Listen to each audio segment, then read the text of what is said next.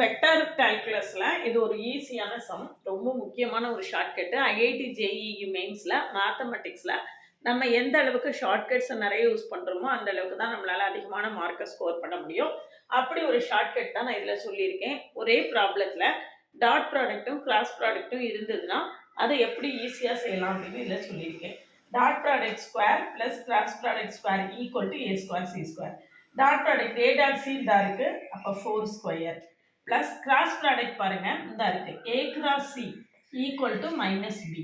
அப்போது இதுக்கு ஸ்கொயர் பண்ணும்போது நம்மளுக்கு ஏ கிராஸ் ஸ்கொயர் தான் பண்ணணும், அப்படின்னா நம்மளுக்கு மாடு பி ஸ்கொயர்னு வரும். இந்த இருக்கு பி, அப்போ மாடு பி ஸ்கொயர் நம்மளுக்கு என்ன வரும்னு பார்த்தீங்கன்னா 3 வரும். 1 square plus 1 square plus 1 square 3 வரும்.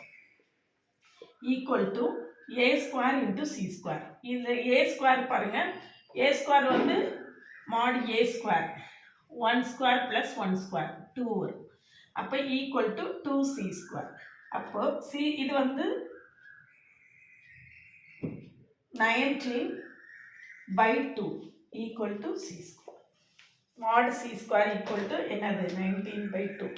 பார்த்த உடனே இந்த ப்ராப்ளத்தை எப்படி சால்வ் பண்ணிடலாம்.